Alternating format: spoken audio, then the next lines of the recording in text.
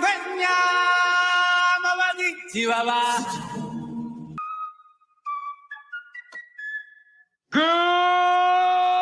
morning, Vietnam! Rise and shine. I'm the leader of the Repeal the 19th. I think it was awesome.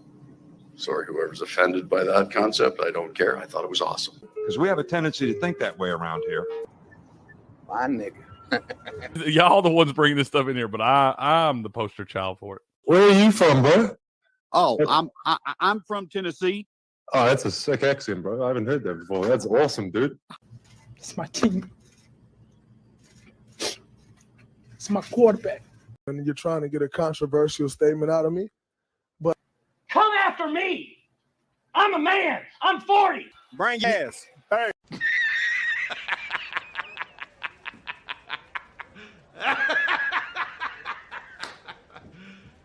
You serious? What's going on, y'all? Welcome back to Game On. This is the Sports Morning Espresso Shot, and I am your host, Cricket, from sportspicks.locals.com. And y'all know I'm going to be by myself this morning. Will want to sleep in there, get him a little nappy poo. So we need him to get his rest, man, because he's going to have to do it by himself a couple days this week when I make the trip to go get the boys and all that stuff. But I wanted to keep our consecutive days streak going and all that stuff. So I figured I'd come in here and hang out with y'all for a little bit this morning. We got a lot going on in the sports world today. A lot of college basketball. We got some hockey over on the ice. There's a little bit of NBA action. I ain't going to mess with none of that. But we do have the Army-Navy game today. And then we got some FCS playoffs we can look at and all that stuff. Do anything else y'all want to talk about, man, just let me know. We'll look at some of the lines for the bowl games and the CFP games and all that stuff, see if they've moved any. I do have a few games that I like early on, and we'll see if we can snag those lines beforehand. We didn't do Crick's Corner yesterday because I knew I was going to be in here with y'all by myself this morning, and I figured it was just kind of redundant talking about some of those things that I wanted to talk about yesterday. So we'll mix all that in here.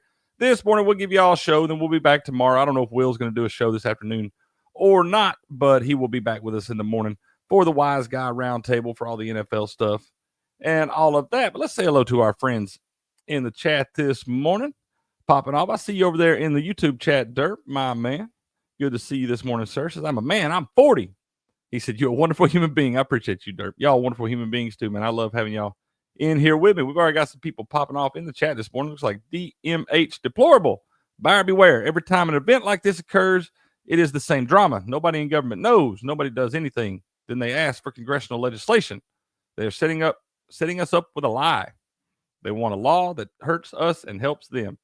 And then Funtime Frank says, you, man, Funtime Frank. That ain't you, Frank the Tank, is it? Man, we love Frank the Tank.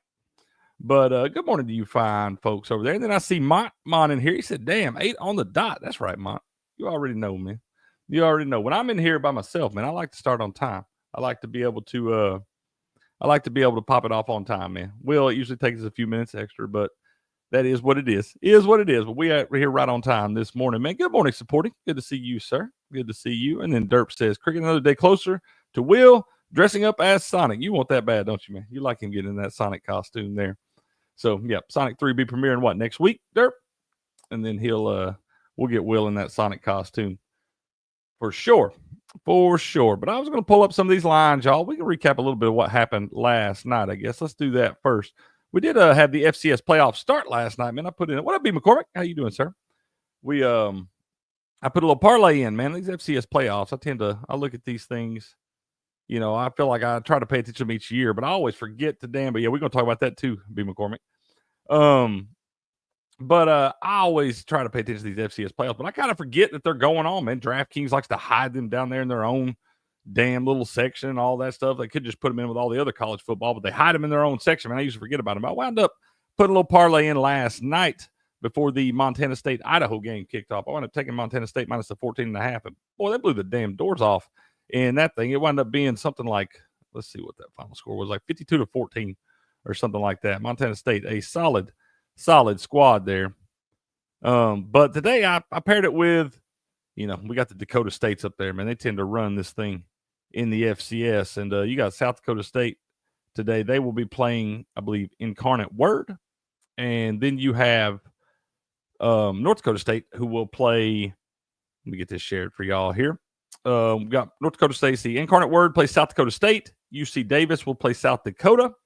And then Mercer and North Dakota State will be playing right there, man. I took, like I said, Montana State last night. They won 52-19 in that thing, only giving up 14.5. I kept watching that line drive out throughout the day, man. I want to say at one point in time it was down around 10, and it wound up getting all the way up above that key number of 14 at 14.5. And I was like, because Buku stopped by and was asking me, he's like, "Who you liking this one tonight?" And I was like, "Man, I don't really know. I believe that's Will's sister's school that she goes to at Montana State, if I'm not mistaken." There, but yeah, they wound up getting it done big time last night. I knew when they moved it up to that key number of 14, they weren't too scared of it. And you do tend to see some lopsided results in some of these early rounds of the FCS playoffs, because some of these bigger dogs, like your South Dakota States, North Dakota States, and Montana State, and all that, they're usually a pretty big gap in the talent disparity with some of these teams there. So, North Dakota State's been a giant killer for years. I believe there's something like, I believe they've got 9 wins over FBS programs, something like that. They've been giant killers for years. So I paired the Montana State Bobcats yesterday with the North Dakota State Bison and South Dakota State Jackrabbits today. I got South Dakota State minus 20.5. Scares me a little bit. Line's going down 19.5, but I ain't too worried about it. They tend to handle business these spots. And I got North Dakota State minus 22.5 against Mercer. Took all the big favorites in that thing. But you got a school like Incarnate Word that is down in San Antonio, Texas. And South Dakota State's weather is a lot different than San Antonio, Texas. And it's going to be cold up there today when Incarnate Word takes on the Jackrabbits. Same notion for North Dakota State playing Mercer. Mercer from down there in Georgia, but at least up in Fargo in North Dakota, they do play in that dome up there. So it ain't going to be as bad for Mercer, but North Dakota State plays very, very well in that building. So we will see. I'm pretty sure South Dakota State plays outside, though. It's going to be cold. Derp says, yes, sir. Sonic 3 next week. Also, the new Superman movie trailer is supposedly going to drop next week, too. Okay. You're the movie buff, ain't you, Derp? You love that stuff, man.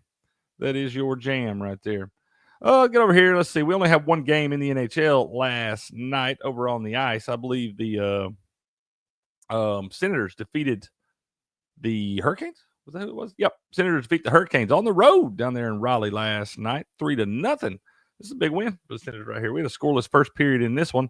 Senators put one in the second, add 2 more in the third to win this thing 3-0. Hurricanes have had a hot start early on in the season here. Senators have been kind of up and down, man, peaks and valleys. This is a solid squad right here. Got a young core group of guys, and if they get the mesh together, man, the Senators may be a team to watch going forward right here, because they have won some games I did not expect them to, much like this one last night. They may have even been on a back-to-back in this thing, but they are now 14-13-2, 5-7-1 on the road. Hurricanes move to 18-10-1 and 11-4 at home. So that's a big-time win right there. Turf says, so technically Will has to wear a cape to whenever that day is for the trailer. Okay, we'll see, man. You have to talk to him about all that. We'll have to see if we can get him in here to dress up for you. We got a full slate of NHL today, though. Like I said, only the one game last night, but we do have a full slate today. Get over here. Look at the NBA scores for those of y'all that do give a shit about this. I do not. See quite a bit of y'all over there in watching on Rumble, man. Looks like almost 1,000 of y'all, about 960 y'all in here watching on Rumble. I guess this seems like a good time to do this, man. I put the link up there in the chat, y'all. Y'all can go click on that. That is the link for our free contest over on ESPN. It's our CFP bracket pool contest. You can go sign up through that link, sign up for free. Like I said, free to enter, and the winner will receive a jersey of their choice. So what do you got to lose, man? Come on in. The water is fine. Go sign up for that contest for free. Fill your bracket out. It starts on next Friday on the 20th, so you got till then to get that filled out. But you can click on that link, go join for free, and if you win that thing, we're going to get you a jersey of your choice. We didn't normally with whatever contest is, like the baseball contest, we're going to do a baseball jersey. This one don't even matter, man. Whoever wins this damn thing, we're going to get y'all a jersey, and you'll be set up, ready to go. So go sign up for that contest for free. You got till next Friday to get your bracket set on all that stuff. But over here in the association last night, steps like this one, text us about it in the group chat. Derp says, I only care about the Cavs. Sometimes because they score 120 points, you get large fry for free from McDonald's. But other than that, the NBA has really fell off. I agree with you, sir. I'm covering it for some of y'all that do like it, but y'all know this is not my jam, and I don't usually have any opinions on betting any of this nonsense. Steps did text us in the group chat yesterday and was asking about this Lakers and Timberwolves total.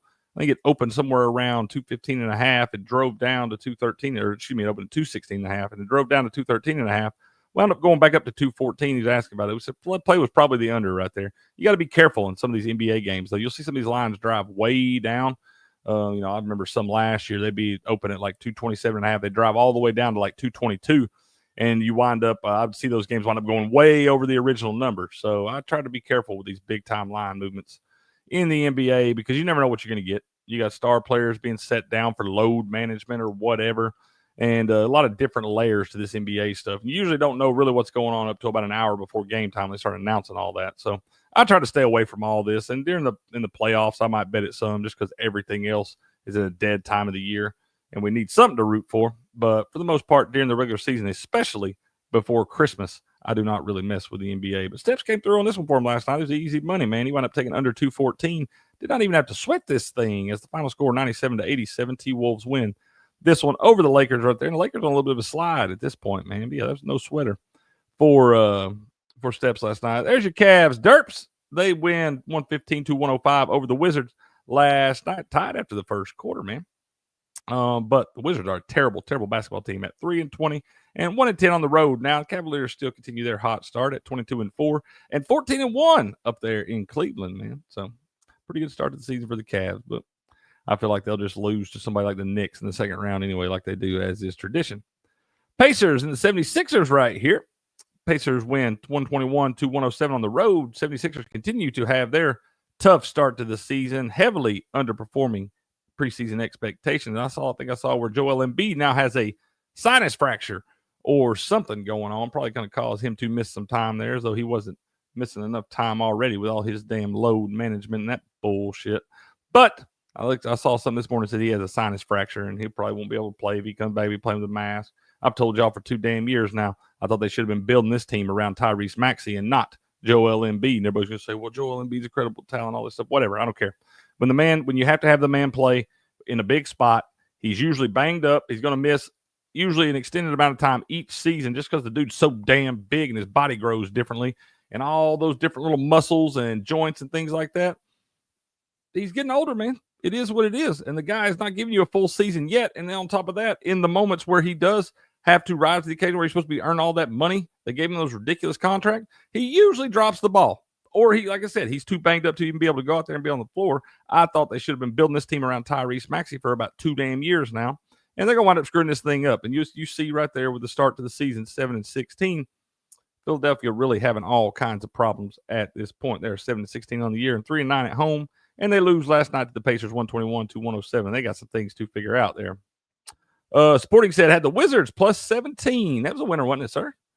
Yes, sir, it was. Winner, chicken dinner. Good job, Sporting. That's nice, man. Ain't nothing wrong with that. Grizzlies defeat the Nets last night, 135-119. Not a whole lot to say in that one. Grizzlies actually having a pretty good start to the season themselves.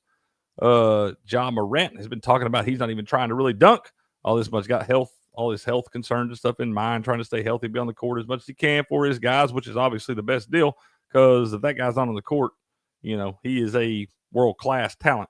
And if he's not on the court for the Grizzlies, they take a drastic step back. So his health and all that stuff seems to be at the forefront of his mind. That's a good thing for Memphis fans, but they do win 135-119 over the Nets last night, moving their record to 18-8, 12-3 at home. Nets now 10-15 and 5-9 on the road.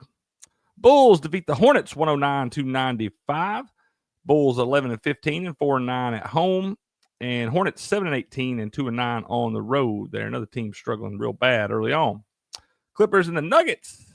Here's SD14 fans. Nuggets, they win 122-98 last night over Los Angeles. I did see some stuff where they were talking about Kawhi is supposed to be practicing here in a couple of weeks, but he's another one that gets on my damn nerves with all his load management and all this money they've given these people to play in these big-time games and big-time matches. I'm not going to talk about this one. But I'm talking about the playoffs and different things like that. And you see a lot of these dudes doing their load management, and I don't think it prepares their bodies for the moments they need to be shining in, because usually wind up seeing some of those guys have to sit down. And it's because I don't think their bodies are in shape, man. I really don't. So Kawhi is supposed to be practicing the next couple of weeks, coming back from whatever he's got going on now. And we'll see. But I think the Clippers experience has been kind of, I don't know, that's kind of fizzling out for a couple of years now. And they can't beat the damn Suns. So that's their problem. Nuggets do defeat the Clippers last night, 120-98. Nuggets now 13-10, 7-4 at home. Clippers 14-12, 5-6 on the road. Speaking of the Suns, they defeat the Jazz on the road last night, 134-112. 26. Jazz, also another terrible team, 5-19, 2-10 at home. Suns moved to 2 games above 500 at 13-11, 5-7 on the road. In the last game of the night, the Spurs defeat the Trailblazers 118-116. They were on the road up there in Portland. Trailblazers got a young squad, but they're going to have a lot of growing pains, I believe, up there. Spurs also another young squad, but they do have a Wemby. So having a Wemby usually trumps most other young players on the other side. So the Spurs do get the win here, 118-116. They are now 13-12 and 4-6 on the road. Trailblazers 8-17 and 5-7 at home. But nice win for you there, supporting. Derp says that Army and Navy game is going to be awesome today. Our glorious king will be in attendance, Sir Donald Trump. That's right. This is Trump's America, man. That's right. Ain't nothing wrong with that. I want to get over here and recap this a little bit, but we'll talk about all those games here in just a few, man. But we got to give a shout out to our guy, Benny. It's been coming in here. Y'all know that we've been doing a lot of stuff with the World Highlight League. We've been bringing some of these guys in for interviews. We've been tracking this stuff for the entire fall season. And last night, the fall season came to a conclusion as the Chargers come back to defeat the Renegades, who were the heavy favorite in this thing. Renegades were heavily favored, and me and B. McCormick been telling y'all all week long we was going to wind up betting these Chargers on the money line, man. We took the Chargers on the money line last night at plus 250, man. A little plus 250 winner right there. Let's get over here and look at the results. And you see, my best bet of the day yesterday came through, man. I told y'all my best bet of the day in this matchup was going to be my guy Benny and Eat Your B-Day against Goshieri and Ben on the money line in the first match. Y'all see each match consists of 3 sets. Each set is to 6 points. You do not have to win by 2, but each set is to 6 points, and it's best 2 out of 3 right there will win the match. Well, Each Your B-Day and Benny got down, lost the first one 6-4, but battled all the way back in that second set to wind up getting it 6-4, and then really dominated in the third set, man, winning that one 6-2 right there. We know our guy Goshieri is an absolute stud. We love our guy Ben too, but Benny, I'm pretty sure is the official our highlight mascot, man, for Game On right here. He has been on with us 3 or 4 times now, and every time he comes on, he winds up having a big night. And now it's led to a championship right there. Not that we had anything to do with this. Benny out there doing the damn thing. I think Benny's going to go pretty high in that draft on January 7th as well. He probably wind up landing on a different team. I don't think he can, like he was telling us the other day, I don't think he can be on the Chargers again next season. Next season starts, I believe, Will said January 25th. We'll have that draft on January 7th. So you get 2 seasons a year out of this stuff, usually a 12 to 15-week season, y'all. It's very exciting. If you've not seen the World Highlight League yet, you need to go check them out over on their YouTube channel, World Highlight League, or you can find them on ESPN3 and Fubo TV, usually on Mondays and Tuesdays at 5 p.m. Eastern Time, and then on Fridays at 7 p.m. Eastern Time. Like I said, we'll have the Spark It contest. We'll have all that stuff and a lot more information for you there the closer that gets. But last night's fall season does come to conclusion. The Chargers win that thing 4-3. This was a 1-4 match, man. Normally in the regular season, y'all, they have 4 doubles matches and then 2 singles matches. Singles matches are worth 1 point. Doubles matches are worth 1.5. When you get to the playoffs, they swap this thing to all doubles. And you'll see the divisions over here. Each division plays. These are their ranks over here. Division 2, Division 5, Division 1, all that. And Division 1 plays Division 1, Division 6, and so on and so on. But last night in the playoffs, like I said, they switched it to all doubles, and it's the first 2 4 points. But, we might have a little guest in here, man. What's going on, sir? What's up, brother? How you doing, man? What a pleasant surprise. Well, I'll tell you, I've not been on this microphone in a few months. Well, it sounds good, bro. It sounds real good. It has been busy around Wisconsin.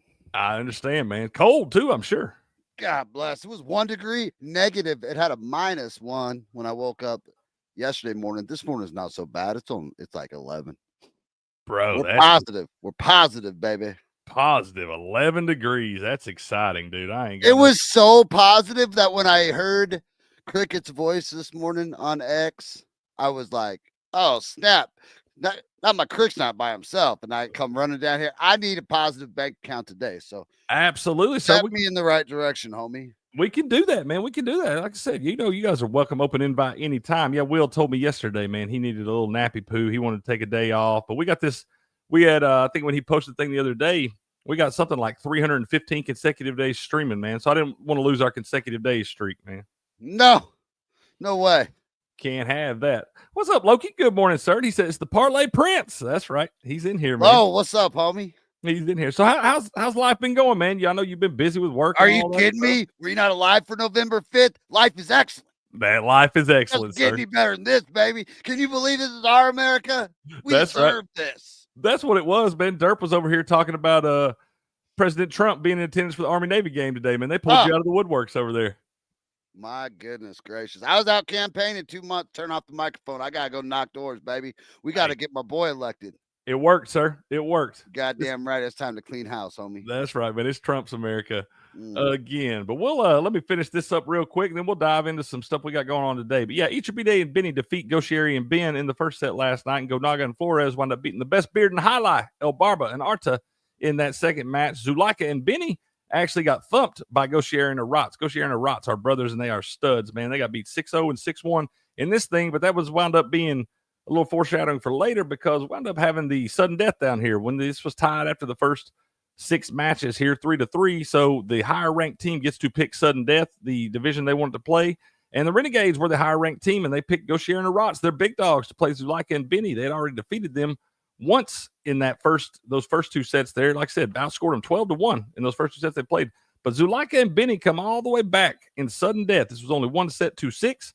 And Zulaika and Benny wound up getting the job done in sudden death to win this thing for the Chargers. And they are your Fall League World Highlight League champions right there. So shout out to our guy, Benny, man.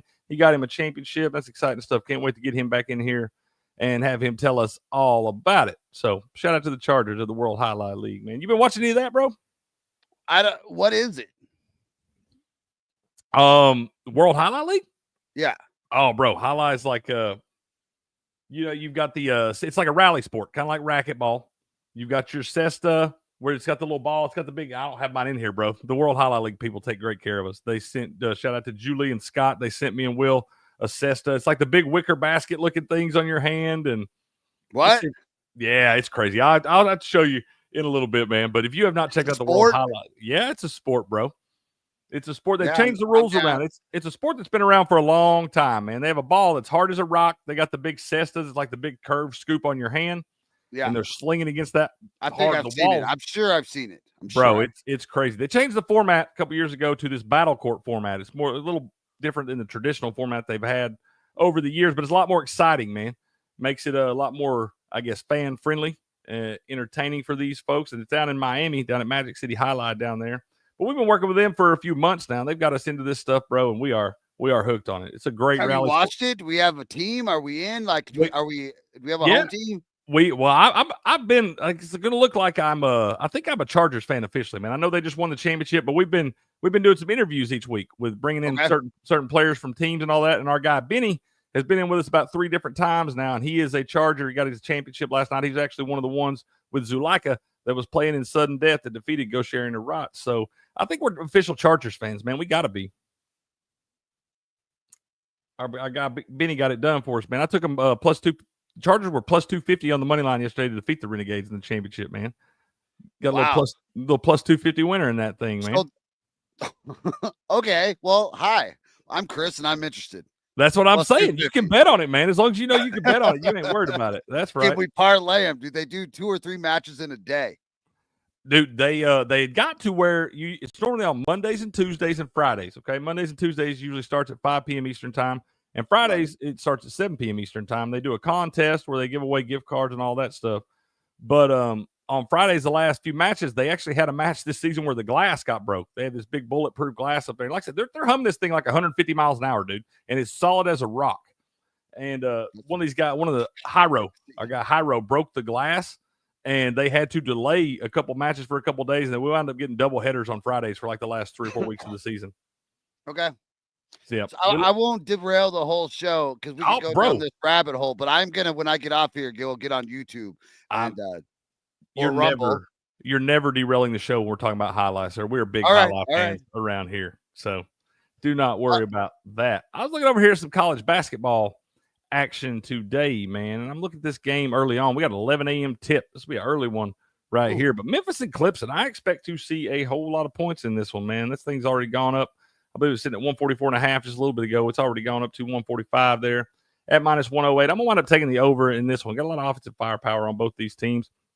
Clemson got a big win over Kentucky just a couple weeks ago in the ACC SEC Challenge there. And then Memphis, Penny Hardaway, and those guys had a real strong start to the season. I like a lot of points scored in this one today, man.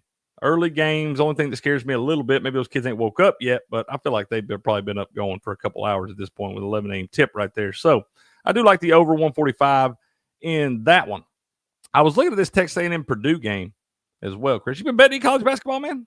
I'm going to be honest with you, Cricket. I have watched a couple of NFL games this year, but that's about it, man. I legit have been my life has been wrapped up in the HVAC world, brother. Dude, I bet. Especially doing this some time of year. different things. I'm doing some of my own stuff now.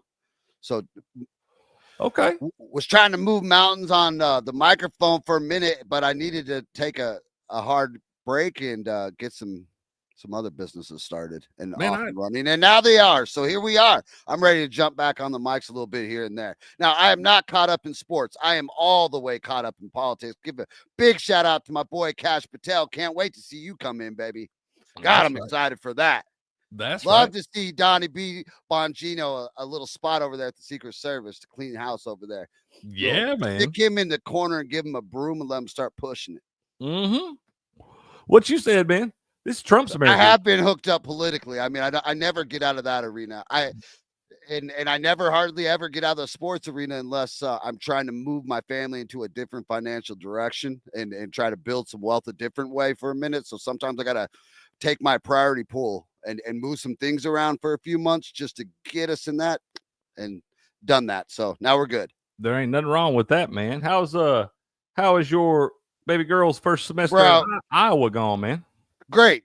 She loves Iowa. Okay. I thought for sure the baby'd be going to Iowa. Okay. No, she is full on Tennessee Vol. There's no Big Orange breaking from that. She's not hesitant in that. She said, "This is where I'm going." Like, that decision has been made, Dad. I don't know why the plane tickets aren't bought, but that's where we're headed. Okay, honey. Go Vols. That's what we're having. A Tennessee Christmas. All right. We love that, dude. We love she's that. Getting jersey, Hey. I'm all in there. If that's where the little wants to go, then I'm a ball. Goddamn. I'll have half ball, half Hawkeye. Let's go. I'm telling you right now, man, there are worse place you could send your child to school than Knoxville, Tennessee. I promise you.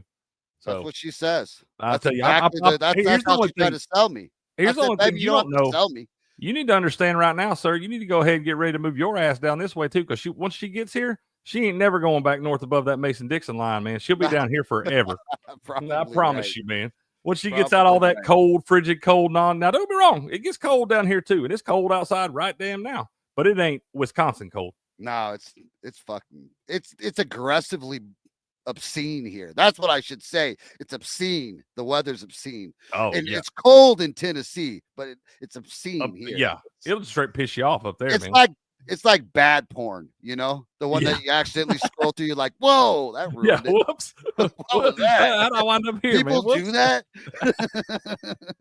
What up, political gamers? How you doing? He said, "Good old Rocky Top." Woo! That's right, man. That's right. I told Regs, I said, "Honey, you don't have to talk me into that now." Cricket did that the first day I met him.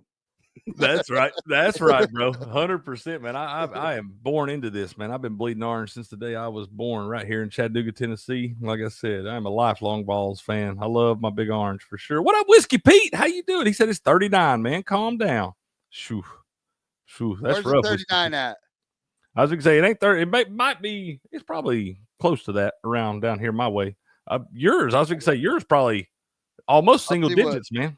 No, it's warmed up a little bit this morning. No, it's 19. Not bad at all. No, not bad at all. 19. I'm putting Christmas lights up 19. That's 100% the facts. If I don't get it done today, it ain't going to come back above zero. So we're getting. I was going to say, man, you need to go ahead and get that done. Otherwise, you're just going to take them right back down. You ain't going to get enough time out of them, man. Nope. Any outside honeydews get done today. That's fair. I understand, sir. I do understand. Oh, look at down through here. Hey, I'm ready to jump into sports. Let's jump into sports. I need to get my head wrapped around it, and the betting season's upon us. I'm sure you guys made all your losses that you're going to make. It's time for gains. I'm coming in sliding into home plate right in the right spot. I think. Hey, you're in the right spot, man. We're going to find some winners in this thing. Political Gamer says 71 in Florida, man. What part of Florida are you? Blessed political gamer. We got a lot of folks down Florida way. My mom's family's from Orlando area and all that. My grandfather worked at Disney for years and years there. So I do know a little bit about Florida. We do have a winter weather advisor just popped up for noon Freezing rain expected. Total ice accumulations around. Well, who gives a fuck? Yeah, that sounds terrible, bro. That sounds terrible. I'm looking at this Texas A&M Purdue game. I'm gonna wind up taking Purdue in this thing. It has moved a half point in the last half hour or so. It was -2.5 just a little bit ago, but I see Purdue in these spots right now. It's probably going to be a close game. This will be one you got to sweat a little bit. Purdue may wind up winning this thing by 3 or something like that. It could even wind up landing right on the number in this, but I like Purdue playing at home. This spot, Texas A&M got a solid squad this year as well, but always a tough place to go play on the road at is Purdue right there. They are kind of underperforming expectations early on, but it's still going to be a good basketball team. I like Matt Painter, the head coach up there, and he always gets his guys ready to go. And in a big-time matchup like this, where you got Texas A&M come to town, these guys should be ready to go in this one. So I like Purdue -2 right there. Derp says, so Chris, now that Trump is president, do you think the cycle will be complete and the McDonald's $1 menu will return, sir? I think I'll take this like cricket. Well, we had Kamala and DJT were up there. DJT wipes the fucking floor with her. I think now McDonald's is going to come on as a free agent. Absolutely bringing the $1 menu back. It's the only way it's ever going to work. I don't think that really America moves forward in year 250 without the $1 menu. And I think, just for you, Derp, the McRib will be on it. Let's go. Probably a 90-day kind of promotional deal, so we'll have to like buy a shit ton and freeze them, but it's going to come on the $1 menu for the first 90 days. I've heard that. The insiders have told me that. Man, we love the inside information, bro. Yeah, all about that. Whiskey Pete been watching Pioneer League Baseball. What's Pioneer League Baseball, man? I don't know much about Pioneer League Baseball, Chris. Y'all know me, man. I just dove into baseball last year when we were still doing Spoke the Spread and all. I had to learn some all baseball. the way in though.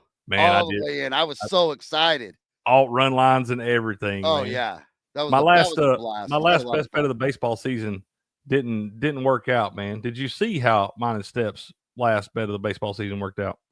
No. Let me show you, man. Any triple in the series? Yes. I almost would have bet no triple plus 125. That's a good. I would bet that. I got to leave these in the little list over here so I can remember to bet these. That's a good bet. I am gonna bet that for sure, 100%. Because how often does a triple happen? And two, most of the time it's just someone taking a base on a throw. This is my favorite bet in the entire World Series. I do like that. No triples in the World Series plus 125. That's my favorite bet in the entire World Series. A few moments later. Think about 3 as Verdugo can't play it cleanly. Freeman's into third. A base hit turns into 3. Yeah! Who's retarded now? Yeah! Did that go the way you thought it was going to go? Nope. Bro. We bet no triple to be hitting the World Series plus 125. We were digging through here on Pump the Brakes one day trying to find all the little gems laying in the weeds. We found that one at plus 125. We were like, man, this is easy money. Chris, the first hit of the entire World Series was a triple. Freddie Freeman. Boy, couldn't even hardly walk the series before, man. Missed 2 games with tight hammies or knees or ankles or something. Couldn't even hardly walk. He had a hell of a fucking series. Bro, yeah. He just wrapped that thing up with the MVP and all that stuff, man. Love that. Hey, I just cashed. So we were sitting on our daily afternoon for Smoke the Spread at some point during that baseball season. I couldn't tell you when, but we had hit a mid-live show type bet that was big, bro. And then mid-show bets on that show were money. Yes, and then Ty Lue had jumped in and said, "Take who's the pitcher batter from the Dodgers? What's his name? Ohtani for MVP. Ohtani, yeah, for MVP, and it was bonus at plus 650, and I just made that 2,500, so I threw that 2,500 on there, and I forgot about it after like months and months and months. Wait a minute, you put 2,500 on? You put 2,500 on what? Ohtani winning MVP. You put $2,500 on an MVP bet? That's why I prefaced with saying we had just won that big live bet, so it was like fun, and I was like in the chair, like in the mood, and I was like, "Why did I do that? I gotta wait on that for like 6 months." And it got like I just forgot about it after time, and it just cashed the other day. Man, let's go, bro. That was a fat little payday then. A Jeep Grand Cherokee L down payment. Actually, Let's go. We love those bets that make down payments, man. Those are my favorite. I love that. And the Political Gamer said, ready for college football? We're going to jump into this college football in just a minute, man. We'll get Chris's opinion on all this stuff. And Derp says, Chris, do you think Trump will make it a priority to make McDonald's ice cream machine work again? He's got to, man. Hey, all they got to do, hey, McDonald's, just call me here in Wisconsin. I'll square all your shit away here. And I got somebody in every state for you. We'll just do your refrigeration from now on. They use their own corporate guys. Hey, I've tried to get that account. I replaced all the rooftops in every McDonald's in Wisconsin, but I can't get a hold of that refrigeration account. If it did, there would never be a time that you couldn't walk in and hit some soft serve and coach in Oklahoma because he bitches about it too. That's right. First thing he called me, he was like, hey, Trump won. They're going to fix these soft serves, man? Mm-hmm. He said they're on the way, man. They're on the way, bro. Whiskey Pete says farm teams form their own league. That's the Pioneer League baseball. Okay, Missoula Paddleheads. I like that, man. I need me a hat from the Missoula Paddleheads. Clayton Kershaw went to the University of Montana, did he? Okay, I didn't realize he did. And then Political Gamers, we got some UFC tonight. Yep, Covington and Buckley. This is UFC. Steps is the UFC guy, man. He likes to bet that stuff and mess around with it. I don't mess with the UFC too much. Will says it's very beatable. I don't ever seem to do well. That's right, Political man. Trump won equals McDonald's ice cream machines working again, sir. Does that mean Chris gets the contract? Because I'll take that contract. I bet you will, man.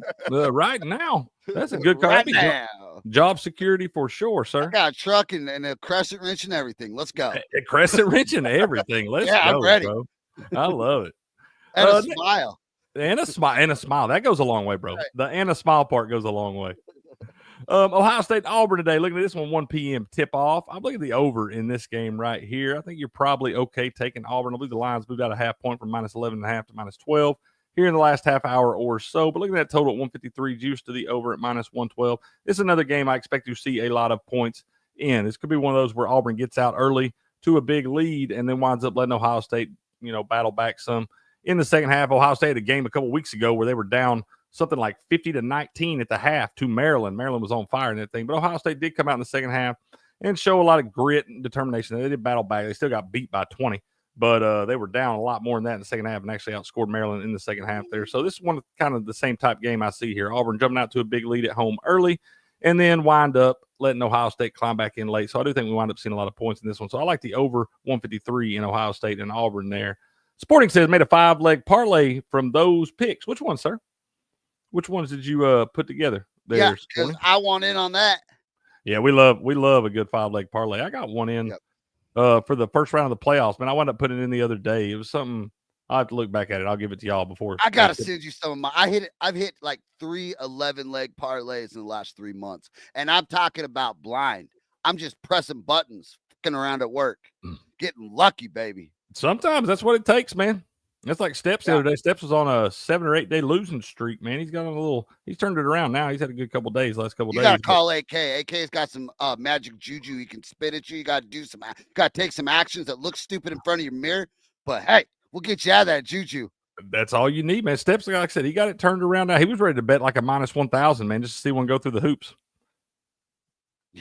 And so, hey, I had the over on the Houston something game the other day. Houston Golden State, and they were at Houston, and that court was fucking red, and that shit opened at 220. It came down live. I caught it at 209. Those guys didn't score 175. I was like, here we go again. It didn't even come close, man. It was 91-90 in that game. Coach called me like, you think it'll go to overtime? I'm like, hey, me and Cricket were on a fucking bet last year. Didn't even matter. We've been to overtime and still lost.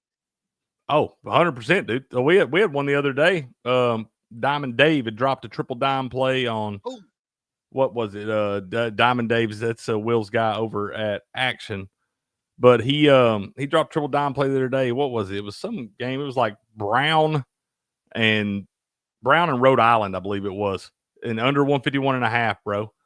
They went to double damn overtime to get that thing over for us. We were under. It was 65-65 at the end of regulation. So we're 21 points under. We went through the first overtime, and we're still under. But it was tied 71-71 at the end of the first overtime. They got us in the second one, man. I knew we were in trouble when we got to the second. How you go 2? You can't go 2. No, you can't. You can't keep it under going 2 overtimes. Very rarely will you see that?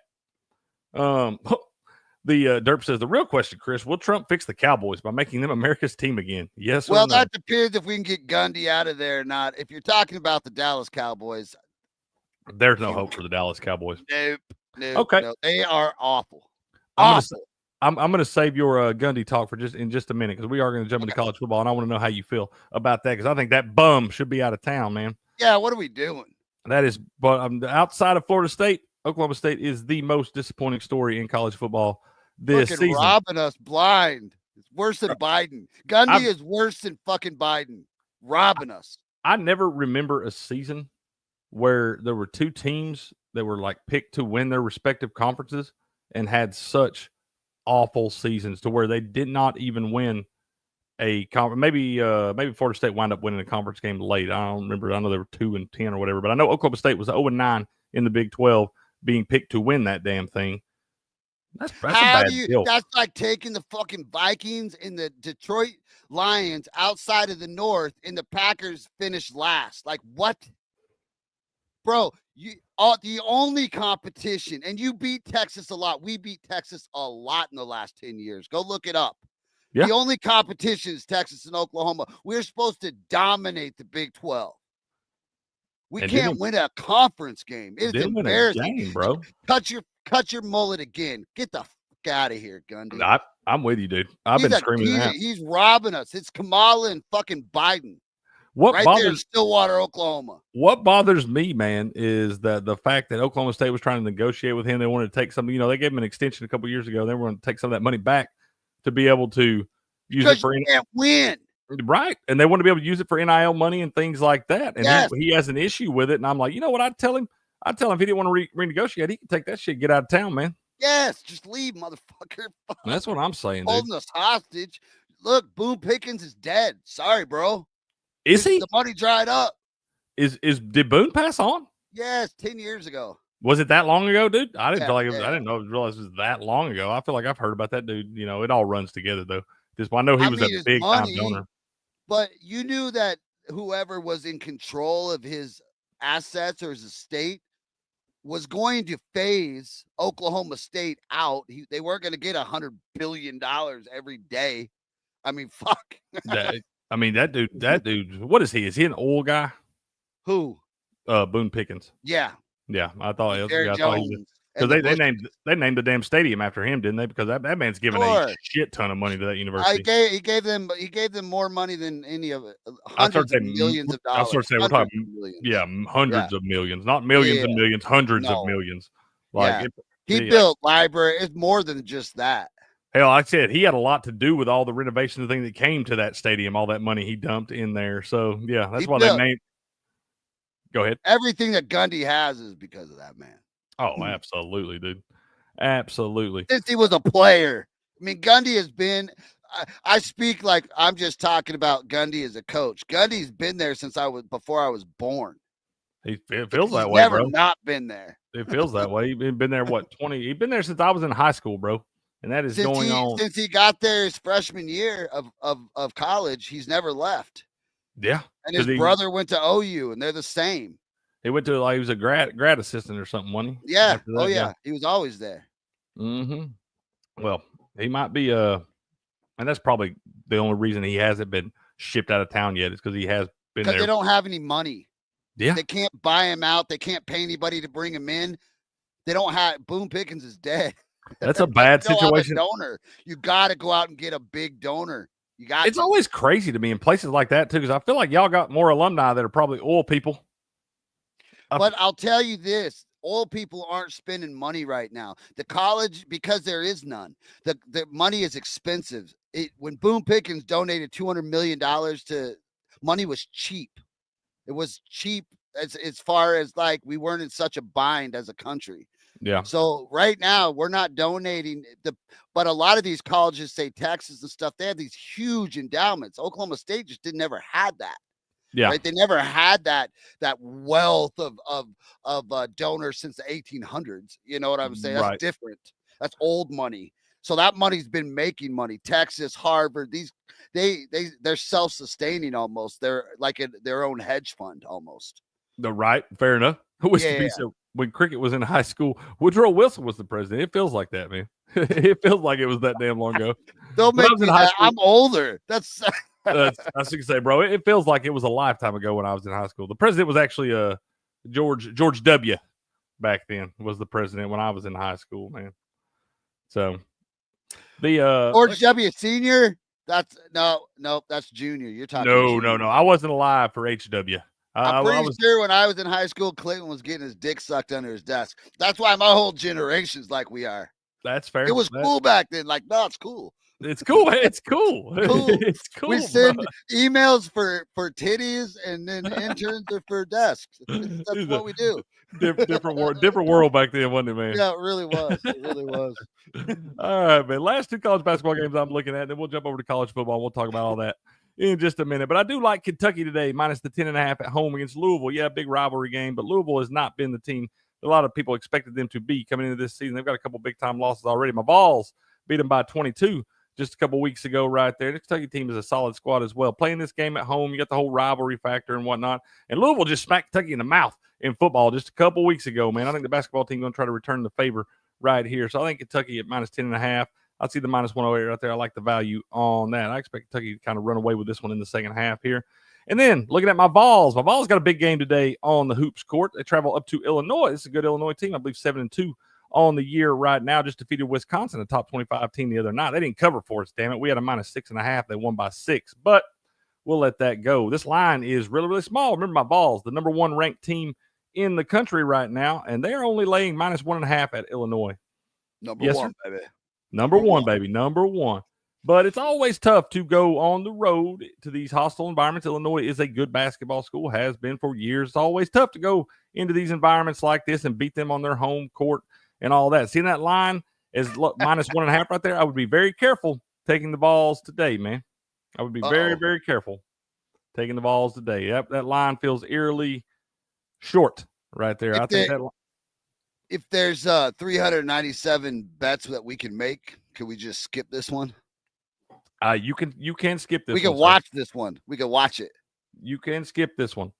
And that y'all see that Kentucky line bouncing around. I'll be watching this. I do like the over in this one. In this spot right here with Tennessee, I've told y'all I have different things I look at. We were on the under the other night against Miami and did not even have to sweat this thing right here. But this is one that I could see Tennessee wind up falling behind early. You got an Illinois team that may come out pretty hyped. They're going to have the crowd into it. If they're shooting well in the first half and Tennessee has to do something like battle back, Tennessee does have a lot of guys that can score the basketball, and they have been an elite defensive team for years now since Rick Barnes got to Knoxville. But right here in this spot, it feels like a weird one. That's a high total for a Tennessee game all the way up at 147. Seeing that high total, I like this one to go over today. So we're going to take Tennessee and Illinois over 147 right there. But I would be careful taking the Vols. It's going to look like it's easy money laying on the floor, but it would not blow my mind at all to see Illinois steal this one today. I don't think you'll ever see an undefeated college basketball national champion again. I don't think you've seen one, since, was it 72, I believe, when Indiana was the last undefeated team in college basketball to win the national championship. So I don't think you're ever going to see that again. Somebody's going to drop one along the way. This is a tough spot for the Vols today, so be careful taking a minus 1.5 right there. So let's go over and look at a little college football, man. What I seen somebody ask here earlier. What do you think about Belichick going back to North Carolina? That is insane. What a weird deal. I've been so far out of the loop that when I read that, I thought it was a meme, a joke. You know what I'm saying? Yeah. Like that's real. What do we do? Does he understand that there's a difference in college? Like maybe Bill Belichick is the difference guy. So maybe he is such a tight ship guy that college works for him. Because sometimes you get the college guys and they get to the NFL and they don't know how to coach a professional versus a kid, right? So it doesn't work out so well. You know, it's like, does it translate backwards? Because you have to be tight, or I don't know. Maybe his style works. We'll see, man. I think there's more to it. Oh, Mont says I'm old. Reagan was in there for him. Reagan was in office when he was in high school, man. Ronald Reagan. And Ronald Reagan, man. Ronald Reagan. I was in elementary school. I do remember Reagan. I mean, my grandmother had a life-size cutout cardboard of him in the corner of her house. It was a little creepy. Little creepy, bro. Like Santa hats and shit. But yeah, Reagan. And the baby's named Reagan after Ronald Reagan, actually. Okay. Let's go. No, he was a great president, man.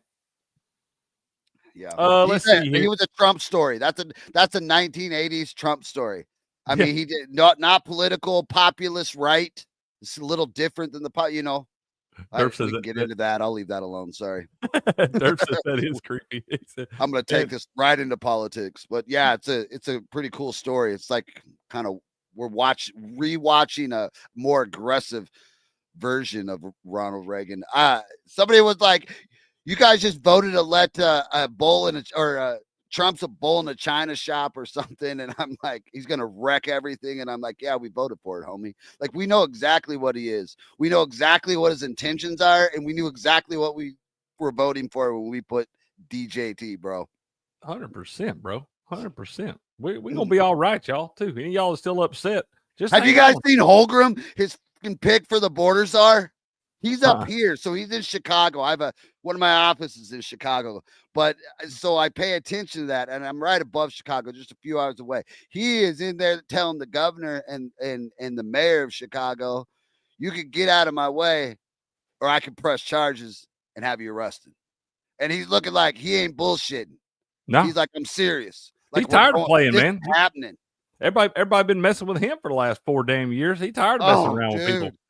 It just reminds me of my parenting style. Like, he is just like, when it's time, he's like, "There's an easy way and a hard way. The end result is the same. The decision is yours. Go." Hey, some of these folks, it ain't no fun when the rabbit got the gun. Yes. He is a badass, Mont. He is a badass. And and here's the deal. We're all slobbering over the guy, but that should be normal. Like, this should be our normal. Like, yeah, he handles business. That's what we do in America. It's what we've always done in America. That's what I'm saying, man. That's what we want, man. We want everybody, foaming at the mouth for this stuff, looking forward to it, ready to go, man. It's like, this is a good deal. This is a good Derpy, deal.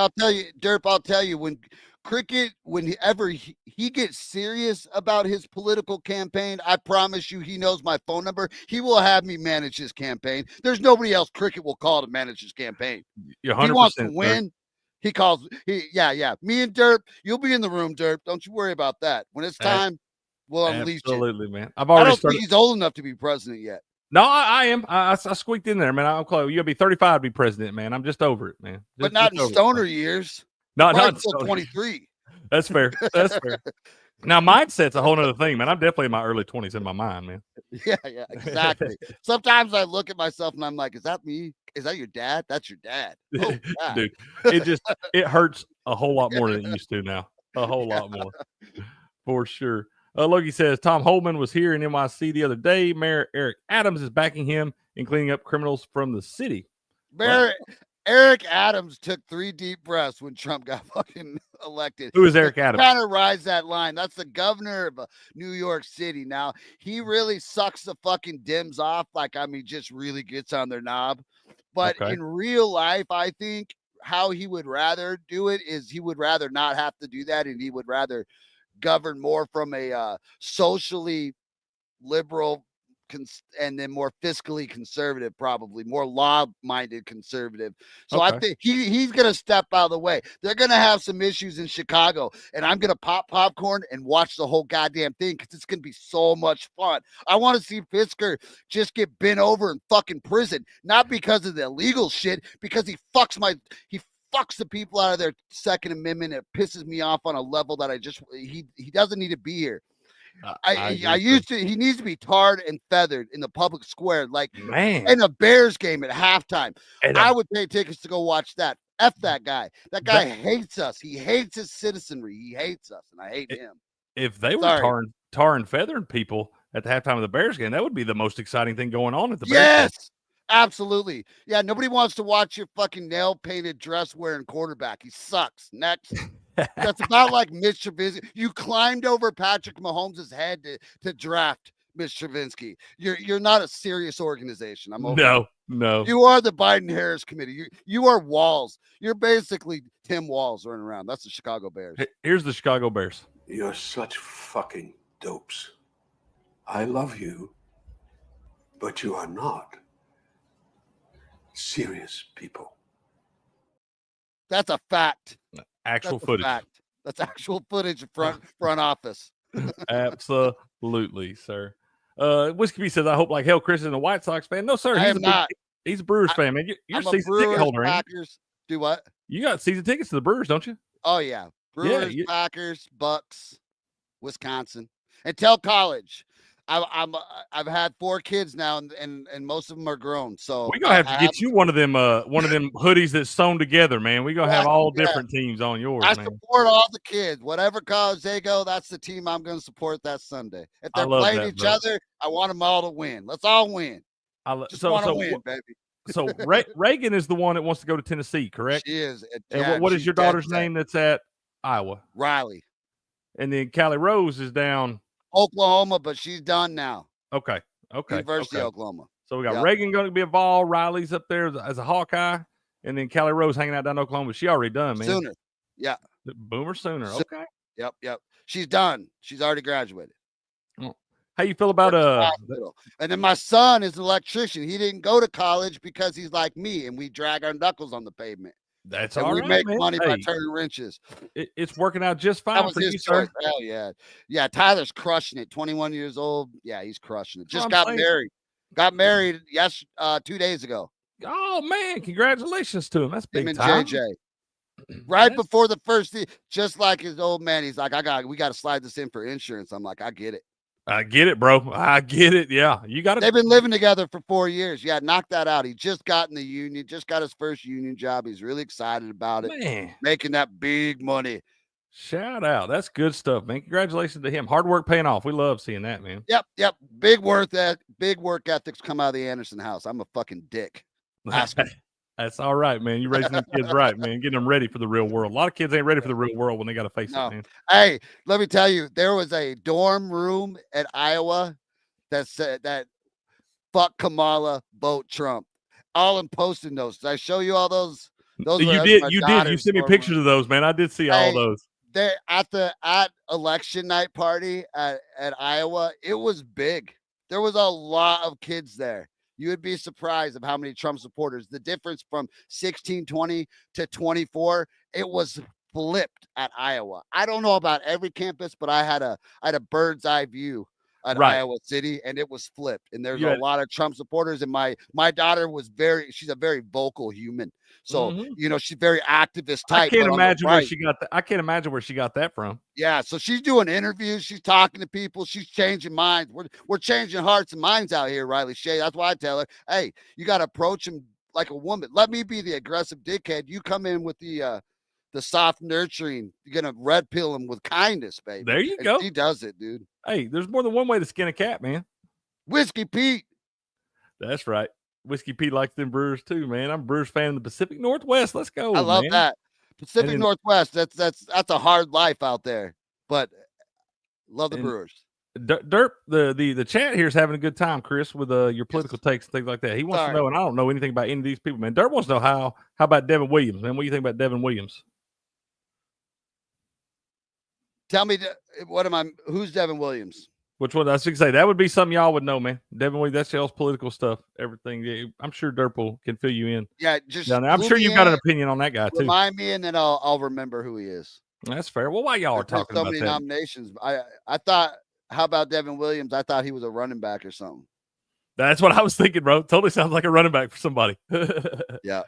You see, he got traded to the Yankees, I believe. Yes. Okay. Baseball player, Devin Williams. Yeah, that's our closer. Okay. So I had to wrap my head around. Knew he was going to lose them. We also lost who I named my fucking cat after. So Willie Adames does live here as an orange cat. I like Willie Adames. He wasn't traded. Traded. He got a fat fucking contract, a really big contract. We never keep him. We're that team. Ask CC Sabathia. You just come here and get your start. Yeah, dude. That's the kind of our annual, our payroll stays around that 80, 90.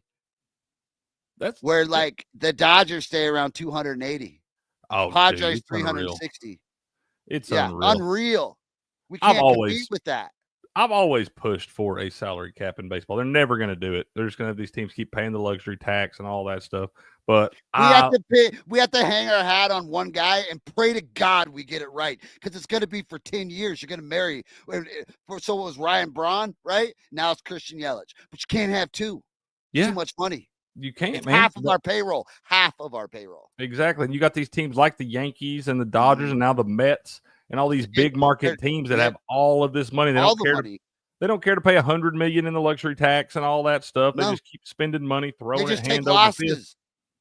And I think that it's going to be so hard for a lot of these small market teams, man. You look at the teams like Oakland, now going to be Vegas and all that. Now, Vegas is a bigger market, obviously a lot bigger market than Oakland. And that's part of the reason these teams wind up making these moves, man. It's because you can't survive in a place like Oakland. Yeah. Derpy, yeah. He's an Indians fan. So yeah, same kind of boat, same kind of a small market, play small ball, really have to develop pitching. Like you got to draft right and really have some really good some pitching coaching. And we develop really good pitchers. I can give you a list just lately of absolute studs, but we just don't get to keep them. Yeah, that's true, man. I know how that is. The Braves did that for a while. What up, Diggs? How you doing, man? Over here in the Twitch chat. Good to see you, man.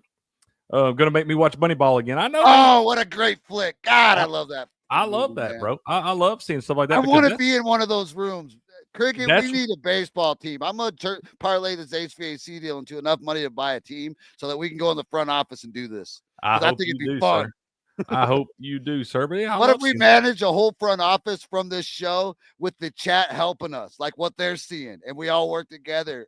I'm sure the Savannah Bananas got an opening on their schedule somewhere, Absolutely. man. We can figure that out. Yeah, we can figure that out for sure.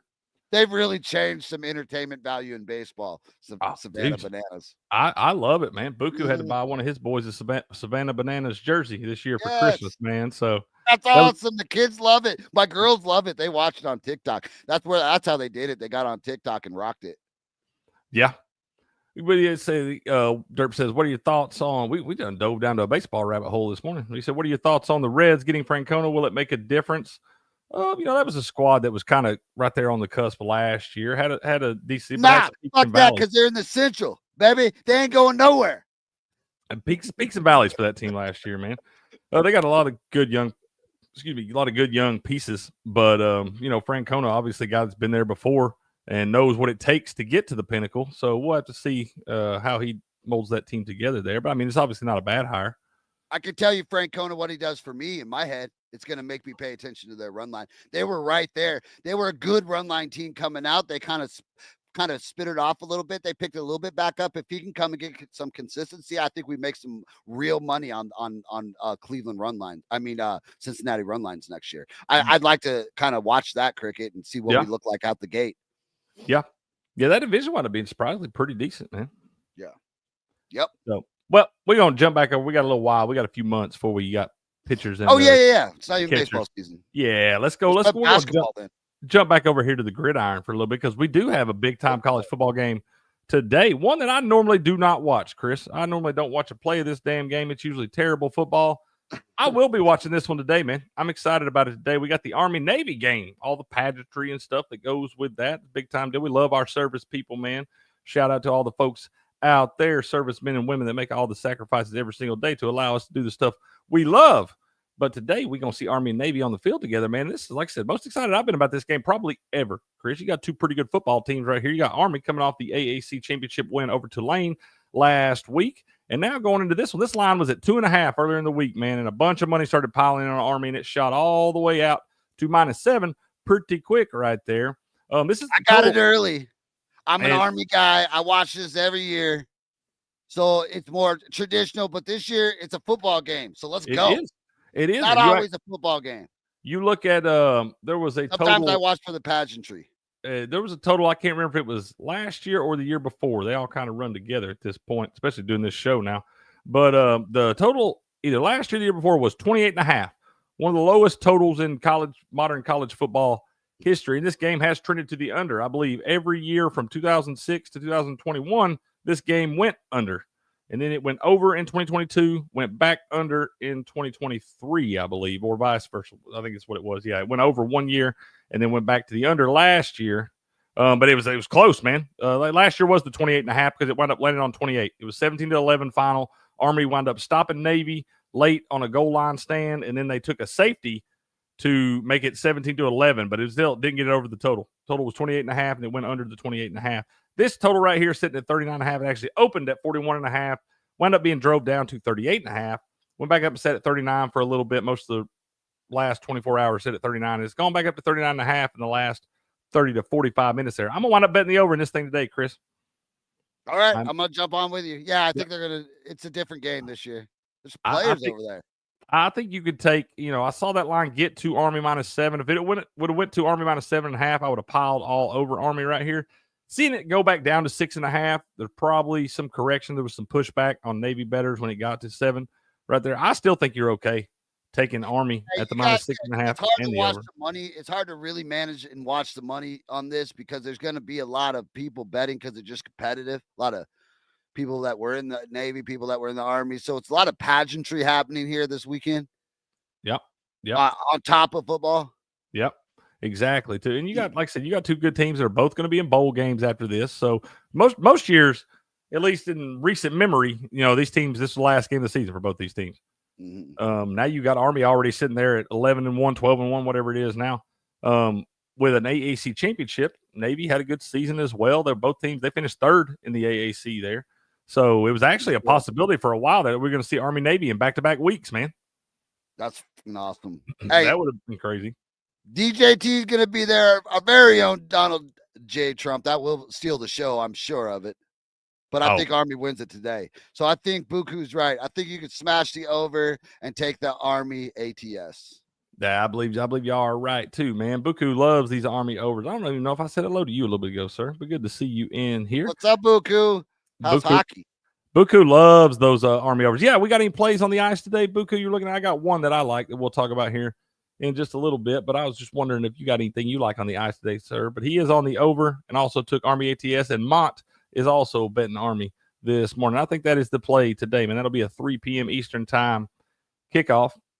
And so y'all get on that thing with us, man. I'm going to be on the over in that one for sure. I'll probably wind up riding with y'all in Army too, but I'm definitely going to be in the over 39.5. I think we are going to see some points in that one today.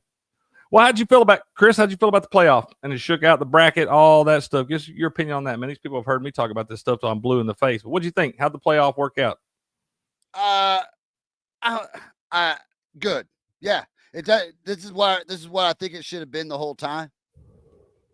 I like it. I mean, no, I don't like everybody that's in there, but that's the way it shakes out, right? I have no problem with everybody. I'm not bitching about anything. It's just like personally, my teams didn't make it this year because they suck. My issue with it is the buys, the first round buys that they've awarded to some of these teams that I don't believe deserve the first round buys. I believe it screwed up the entire bracket. And I posted a thing the other day on Twitter and over on Sports Picks where I went back and looked at the BCS rankings. Everybody wanted to throw shade at the BCS for all those years, talk about how terrible it was. Well, the only problem with the BCS is that we were only deciding 2 teams to play for the national championship. A lot of times, if you had a team win the national championship in the BCS, that team was at least one of the top 2 teams in the country. There were years we probably should have had an extra game played because we had other teams we had question marks about and all that stuff. But usually in the BCS years, you could count on that team that won the BCS national championship game being at least one of the top 2 teams in the country.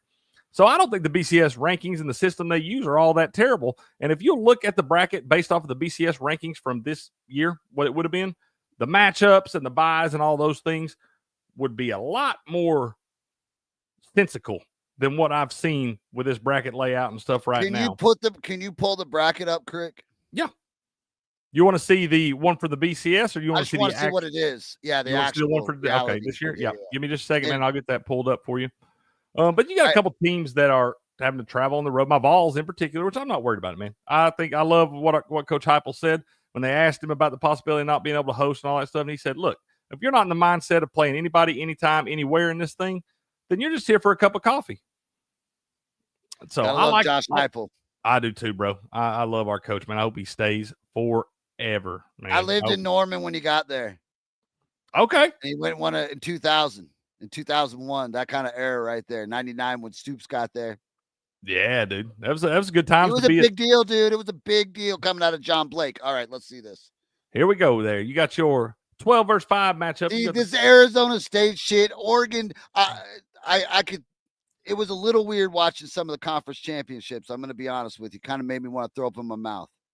Man, like I told everybody on here, man, this was the least excited I've ever been for the college football conference championships. I didn't even know it was that weekend. I wasn't looking forward to it. In other words, whenever I looked up on Saturday, I was like, oh yeah, it's college. I mean, I knew, but it wasn't like at the forefront of my mind because it was weird. Oregon and Penn State, what are we doing? Yeah, man, I'd been preparing for that Oregon-Ohio State rematch for weeks and weeks and weeks, and then the Buckeyes dropped the ball against Michigan up there at home. It was disgusting right there. But yeah, anyways, I mean, you knew Oregon and Penn State were going to be in. That's the conversation. You knew they were both in. You knew Georgia and Texas were both in. You knew the winner of Iowa State and Arizona State, which I thought Arizona State was going to drub them. And then I felt like SMU was getting in, whether they lost the ACC title game or not. Now, clearly it wound up working out for them the way they battled back in the second half, because it looks like if they'd have got blown out in that thing, they'd have wound up putting Alabama in right there. But it just wasn't a whole lot on the line for me on the conference championship games for the most part. It lost a lot of luster. Didn't do it. They gotta have to refocus on that and figure something else out. So you got Tennessee and Ohio State. What do you think about that draw? That sucks. I really don't hate it all that bad, dude. I'm not worried about Tennessee can match up physically and talent wise with any of these teams in this entire bracket right here. Yeah, Apple's been building this thing for a few years. We've got 10 guys. We rotate on the defensive line. We have one of the best defensive lines, if not the best defensive line in the entire country right here. And you got guys you rotate, keep fresh all the time. You got good guys in the secondary. Jamar McCoy, all SEC player this year. You got Dylan Sampson at the running back position, the SEC AP Offensive Player of the Year. Nico, we got to have Nico not turn the ball over, hit some of those deep shots he's been taking right there. But you look at Ohio State on the other side, losing Seth McLaughlin, the Remington Award winner for top offensive lineman this year. And he wound up tearing his Achilles a few weeks ago before that Michigan game and missing out of that. And you saw a lot of problems come from that, man. Anytime you lose the quarterback of your offensive line in your center right there, and you have to start shuffling guys around, the guy that's been making all the audible calls and things like that, when you got to move that guy off the line and he can't play anymore, now you got to start shuffling cats around. It affects your chemistry and your rapport. Now, they're going to have a couple of weeks before Tennessee plays them to get that stuff in sync. But you saw it cause a lot of problems for them against Michigan, and Will Howard struggles when he gets under the pressure. He did it at Kansas State, and he's done it at Ohio State in the spots he's had to do it this year. And I think Tennessee is going to get as much pressure on Ohio State that anybody has all year long. So I think that Tennessee is going to beat Ohio State, but I'm talking about the road. They got that's a big extra game. So like Ohio and then right into Oregon. That's what I was more talking about as far as like it's late now they've never played this kind of a schedule, right? Late. Right. So no, you wouldn't know. I think they will beat Ohio State. I really do. I don't think Ohio State's going to have an answer for that defensive line. Man, I then agree. you have to, but then it's like boom, boom, right? It's like pow, pow. Because Oregon's no joke. I watched that game. It was weird, but I watched it. They're legit. They are legit, and it will be a tough spot too, because right there, you see the quarterfinal games. All the first round games are going to be hosted by the higher seeded team. Y'all, they'll be on campus matchups by the higher seeded team. Texas will host Clemson. Ohio State will host Tennessee. Penn State hosts SMU, and Notre Dame will host Indiana. But once you get to the quarterfinals, these are now your New Year's 6 bowls. Arizona State and the winner of Clemson and Texas will be the Peach Bowl. Oregon, the winner of Tennessee, Ohio State, will play in the Rose Bowl. Actually, Tennessee's trying to get back to the Rose Bowl for the first time since 1945. Last time the Vols played in the Rose Bowl there, But the winner of the SMU Penn State game will play Boise State in the Fiesta Bowl, and Indiana Notre Dame winner will play Georgia in the All-State Sugar Bowl there. So, and then you see the Goodyear Cotton Bowl is the semifinal, and the Capital One Orange Bowl, and the CFP National Championship is its own thing this year on January 20th. It will be played in Mercedes-Benz Dome this year in Atlanta, Georgia. Just think about that, bro. January, we've stretched college football way out. I love it, bro. I wish they would do away with the conference championships and make this thing 20 teams and no first round line. Yes. That's what I want to see. Hang on. Bless you. Apologize. I would have liked to see Tennessee sitting where Penn State's at. I think that would have been a funner bracket for me. Let's see here. If I can find this real quick, I'll show you what the BCS Well, if we went off the BCS rankings and we didn't have the first round buys awarded to the highest ranked conference champion, if we just did it based off the rankings, ranked 1 through 4 with the buys and all that stuff, this is what the bracket would look like with the BCS rankings once it loads up here and all that. I'll share it with y'all. But yeah, it's going to be Oregon and Georgia. I think you're right. Okay, that's what the BCS, based off the BCS rankings, that's what the bracket would look like. You would have had Ohio State hosting SMU, Boise State at Indiana, Alabama at Penn State, and Arizona State at Tennessee. And the 4 first-round buys would have been Oregon at 1, Georgia at 2, Notre Dame at 3, and Texas at 4. Now, you notice a way better bracket. It would be a way better bracket, but you notice, and like Clemson's out of there. So, I mean, I guess if you come down to it, I don't even have a problem with you flip-flopping SMU and Clemson at 12 and 13 right there. And everybody's going to say, I didn't think Alabama should get in, Chris. I've been screaming against that for weeks and weeks and weeks now. If you have a game you don't score a touchdown in, or if you let Vandy hang 40 on you, both of those are cause for disqualification. Automatic. You have stand-up comics writing material about that game. Come on. They should be. They should be. Yes. You know, in a world where Vandy can beat Alabama, anyone can beat anybody on any given day. That's so it. Don't let Vandy hang 40 on you.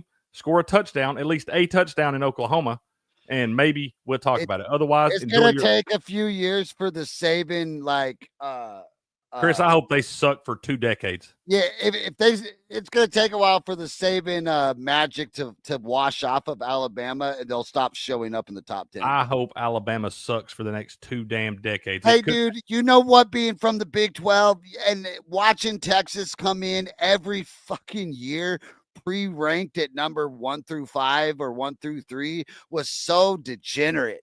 It's like so in your face that this shit is bought. Mm-hmm.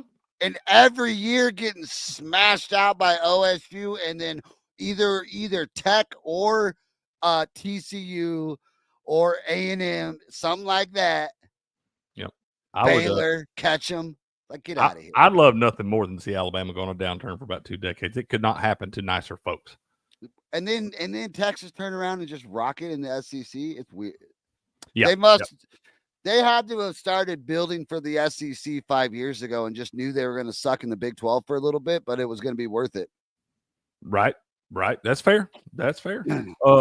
Whiskey Pete says it's going to be Oregon and Georgia. That's who he likes. Whiskey Pete, you need to go sign up, man. We got the, let me see. I'll drop that link for y'all again right here in the chat.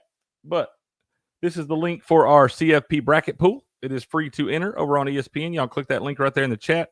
Go sign up for the pool for free. The winner is going to receive a jersey of their choice. But go fill out your bracket, man. Let us know who you think's going to win. That's right. Can I enter? Absolutely, sir. It's free for everybody, man. Y'all go sign up. You get 1 bracket in that thing. I've got it set on 1 bracket. I want in Crick's Corner. That's right. Go sign up. Should be in Crick's Corner. Group name is Crick's Corner. Go sign up for free, man. If you win that thing, we can get you a jersey of your choice. You pick it out. We'll get it mailed to you and all that. So y'all go sign up for that thing, man. Link is right there in the chat. What are you thinking of this thing, man? Like you said, you got the big matchup with Tennessee and Ohio State in the first round. Looks like I think that's where game day is going to be for this thing. You got Clemson and Texas there. I believe last I saw, Clemson was an 11-point underdog in that one. Yeah, still showing -11 up there. Ohio State favored by a touchdown over Tennessee. You've got SMU and Penn State. Penn State is an 8.5-point favorite over SMU currently. And then Indiana, Notre Dame -7.5. Chris, I'm going to have a big bet on Notre Dame in this one. I've been riding the Notre Dame wave for weeks. Yeah, I'm going to have probably another 5-unit play on Notre Dame not this weekend, but next weekend when they play next Friday night. Loki said, Cricket, I'm making a comeback in the NFL picks contest. Let's go, man. I know I screwed up and forgot to put my pick in for the Thursday night game on that thing. I got to go fill all my picks out on that. I've been up and down, bro. I think I'm exactly 500 in that thing. I'm like 104 and 104 or something. So win one, lose one for me in the NFL. It has been a tough road for all that. Well, who you picking to win this thing, man? Georgia. Are you? I'm filling my bracket out right now, homie. Even with the quarterback issues, man, they may be starting the backup Gunnar Stockton in this thing due to the UCL injury to Carson Beck. You going to roll with him even with the backup quarterback? Yeah, when the Oklahoma State Cowboys didn't make it, I mean, Georgia had a clear path. That's the only competition. That's fair enough, sir. Fair enough, man. No, this is kind of grueling now that I'm looking at it. Absolutely, man. That's what I'm saying. If you make it to the championship, you played some dudes, bro. Yeah. This is way better. That's the thing is if you win the championship in this, you have you got your money's worth. You play some big time. Yeah, you had to play some big time games down the stretch here to win this whole thing. That's the part I do like about Even if you got to buy, that's even if you got to buy playing 3 games. That's a lot in football. Absolutely, man. 3 extra games against top 10 opponents. Yeah, that is a tough deal. Sporting says I'm in the same spot. I'm 105, 104 in NFL picks contest. Yeah, I think I'm actually 104 and 104 Sporting because I think I forgot. I did forget to put my Thursday night pick in the other night, and that terrible. Did you watch any of that terrible ass game on Thursday night, bro? No. Dude, it was 12-6. Oh, yeah, and I had the Niners minus 2.5. I thought I was slick catching it 2.5 in the hook, and I don't know. It looked pretty miserable to me. It was a hard game to watch. If it wasn't for a really good sausage, cheese, and cracker platter.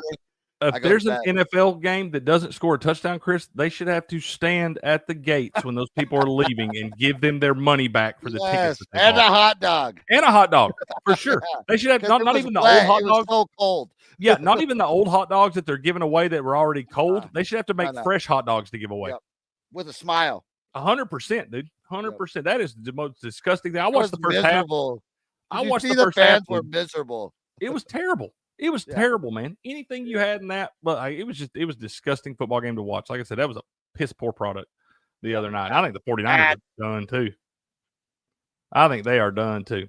But yeah, there's the bracket. Go ahead. Christian McCaffrey in the Dynasty League this year was the right decision. Dude, 100%. I milked that cow for years in that league. My buddy was texting me about it a few weeks ago, and he was wanting to trade like some crazy stuff just to get McCaffrey when he was about to come back. And he was wanting to throw all kinds of stuff at him to lock him up. And I was like, dude, you better be careful with that. And I was like, you're giving away a lot of value there to get a guy that you don't even know is going to be on the field the whole time. And it's on a bad team at this point. It'd be different if they're like a playoff contender and you knew they were going to be playing stuff. But like at this point, you didn't know anything about. If he's still on the field when their season's over, that's plus money right now, homie. Yeah, I mean, like I said, the 49ers, I think it's all over but the crying for those guys. I would shut guys like, you know, you had Dre Greenlaw returning from the Achilles injury the other night. He wound up having to leave in the third quarter with knee soreness. And we've talked about it on here, man. A lot of these guys come back from Achilles injuries. You wind up seeing them tear the ACL in their opposite leg because of the way you're supporting yourself and the different things. And those muscles wind up tearing or, wearing down some.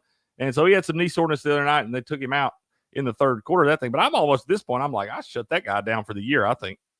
Yeah, for what? Why you? Yeah, we're not. You're not competing for the Super Bowl this year.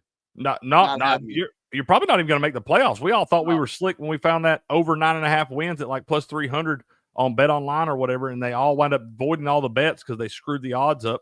And now that thing's going to go way under 9.5. They should have left those bets valid, and the books would have cleaned up on us on that. Well, they did you a solid, didn't they? Absolutely. We appreciate them one time, man. We do appreciate that. So we'll look at these lines in the we got a few games starting next Tuesday. Memphis, West Virginia. I like Memphis in that one. I think that line was at 3 the other day. It's moved out to 5 in favor of Memphis. It's a good football team in Memphis. They just beat Tulane in their last game last week before the conference championship. Beat them 34-24 at Tulane. That's a good win for that Memphis squad. In West Virginia, you got Rich Rodriguez will be returning to West Virginia next year to coach the Mountaineers. Y'all know he had a lot of success there in the early 2000s before he went to Michigan, and then he went to Arizona, and then he was actually down at Jacksonville State this year, and they won the conference championship game, blew Western Kentucky out in that Conference USA championship game. I think something like 52-14 or something. But Rich Rod going to be returning back to West Virginia. He won't coach in this game. I'm sure they'll do interim coach and all that. Neil Brown has moved on, but I like Memphis minus the 5, and that one's in that line drive out. So that is next Tuesday on December 17th. Cal and UNLV will play Wednesday, December 18th. I like UNLV plus the 1 right here. This line's gone down. I think it was California minus 2.5 the other day. It's gone all the way down to UNLV plus 1 right here, minus 105 on the money line. I like the Rebs to bounce back in this spot. California just kind of limping to the finish line here in their first season in the ACC. They got a big win on the road at Auburn, but also lost to Florida State at Florida State, and that's a disgusting loss right there. So California's been peaks and valleys. Not a great season for the Golden Bears, and I like UNLV to finish that. That's a good squad, man. I like Ricky White Jr., the receiver that's going to be a stud in the NFL for UNLV. I do like that guy a lot. I look for him to have a big game in this one, but I like UNLV on the plus 1 and the minus 105 there. What's some of these games? You looked at any of these yet, man? No, I have not. I haven't even sat down and looked. Only since I've sat down with you right now. I'm going to get back into it. You're going to see me on the weekends. That's right. Get back in here and hang out with you guys. This is a lot of fun. I forgot. Y'all know it's open invite anytime, sir. Anytime. You get sucked into that daily grind, baby. I understand, man. I Trying do to chase understand. that American currency. That's right. American dollars, man. Yeah. Florida is minus 14. This line was at 12 the other day and it's drove out to 14. We're going to pile on the Gators in this one too, man. Tulane is struggling down the stretch here. This is a team I was pretty high on all year long until a couple weeks ago when they lost to Memphis there. Their only loss were to Power 4 teams in Oklahoma and Kansas State on the road in both of those, mind you. But they played bad at home against Memphis a couple weeks ago, losing that one 34-24. They were already locked up for the AAC championship game against Army, but Army beat them like a damn drum last week just as dogs. Army was small dogs, I think 4.5-point dogs in that thing, and then beat Tulane like a drum. It was never close. I look for Florida, who has gotten much better throughout the season. DJ Lagway, the young freshman at quarterback, has played very, very well. Looked like he was going to have a season-ending injury against Georgia when they got carted off with a hammy injury, but hell, that man was playing 2 weeks later and, playing well. I like the way Florida's finished the season. They wound up going over their win total of 5.5, getting to 7-5 right there. Billy Napier, they were calling for his head early on in the season, but he never lost his locker room, man. You saw Mike Norvell lose the locker room for Florida State. You saw all kinds of problems going on there, all kinds of guys hitting the portal and everything. But Billy Napier never lost his locker room down in Gainesville. And this team has shown a lot of resiliency, a lot of grit throughout the season. And I think they're going to close out in a big way in this bowl game too, man. I think they wind up winning this one north of 2 touchdowns right here. So I'm going to take Florida minus the 14 over Tulane because I feel like that line is far too high. And if you'd have showed me that line about a month ago, I would have piled on the green wave. But seeing it all the way out at 14 with it opening at 12 and going up to 14, the key number there, I like Florida in this thing minus the 14. But Indiana, this one, I'm a pile on Notre Dame, y'all. This line set still the whole time. I saw it open at minus 7.5. I haven't seen it move off 7.5 at any point in time. Not down to 7, not up to 8. Sitting right here at 7.5. And I love the Notre Dame Fighting Irish in this spot. It's been a great season for Indiana and Coach Kurt Cignetti up there in his first season with the Hoosiers. Just got a big-time extension. They're probably going to get some NIL money influxed into the off season, but they've had a great year, man. The best season in the Indiana Hoosiers history for football. And this is going to come to an end against the Notre Dame Fighting Irish team that's won 10 straight now since that ugly loss to Northern Illinois at home back in, I believe, week 2 there. But they have been winning in style since then, man. I think on an average of like 26.8 points a game, which leads the country in that time. Notre Dame has been beaten up on the bad teams, and I still do not think Indiana is a great team. I saw them go up to Columbus. Told y'all they were going to get thumped up there in Columbus, losing by more than 3 touchdowns in that damn thing. And I think Notre Dame's going to do the same thing to them right here in South Bend. You're going to have a lot of houses divided in this game and all that stuff. But Notre Dame simply has a huge talent advantage, and now you're playing the game at home. Not like the weather's going to affect anything. Indiana knows how to play in cold weather too. But Notre Dame's defense and then Riley Leonard improving the way he has throughout the year can really make some plays with his legs outside the pocket as well. I like Notre Dame to blow the doors off in this one against Indiana. I'm going to have 5 units on Notre Dame minus 7.5 over the Hoosiers. Saturday, the 21st, Penn State and SMU will be the first game at noon. The first playoff game there. It'll be played up in Happy Valley. Penn State is minus 8 in this one, minus 8.5, minus 110 both ways, minus 310 on the money line for the Nittany Lions, plus 250 for the Mustangs, and a total of 54 in this one. This one, Chris, I think I'm just looking at the SMU team total right here. It was sitting at bouncing between 20.5 and 21.5 the other day. I do think you're probably better off trying to get it up. I like the under for the SMU team total in this game, but I think you're you want to monitor that one and see if you can get it to go to 21.5. It's at 20.5. That could be a weird spot right there. 21 is a key number. What up, Amish? How you doing, man? He said, what debate is there? Travis Hunter won. ESPN picked him weeks ago and has the backing of the worst parts of media. Shoe in, though Genty should win. You better pick Notre Dame. Oh, yeah, I'm all over Notre Dame, sir. But good to see you, Amish. Good to see you in here, man. But yeah, SMU, I'm looking. It's going to be a tough spot for SMU right here. The boys from down in Dallas, Texas. It's going to be cold up in Happy Valley next week. At least it is a noon kickoff, so you will have the sunshine out and all that. But these SMU guys aren't really conditioned to play in this cold weather like this. Penn State is built for this. They got a nasty defense. They like to run the football with Katron Allen and Nicholas Singleton. Drew Aller's been playing well at the quarterback position. Really kind of took this team on his back trying to come back against Oregon. I still never felt like they were really in that game. I never thought Oregon had any. I was never worried they were going to lose that game. Not at any point for me in that one.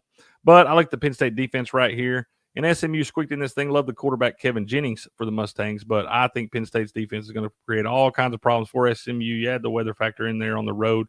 In a raucous environment, man, I don't see SMU scoring a whole lot of points in this one, man. So I like SMU's team total under 21.5 in this one. If it's at 20.5, you got to be careful because they may land right on 21. right there. But I do like the team total under for SMU in that one. Clemson at Texas. I'm looking at this one, man. I've been trying to figure this one out for a little bit right here. Clemson, obviously, squeaking in by the hair of their chinny chin there, had to win the ACC championship game to get in this thing, and they did. They did. They almost blew it, but they did wind up winning that thing on a 56-yard field goal as time expired, 34-31 over SMU. I think I'm looking at Clemson in the first half in this one, Chris. I like the plus 6.5 for the Tigers right here. They have been the cover machine in the first half, and this is one of those games, these playoff games, you're probably going to see some jitters early on. You're not going to see teams just coming out firing on all cylinders because there's going to be a lot of stuff going on, distractions around them.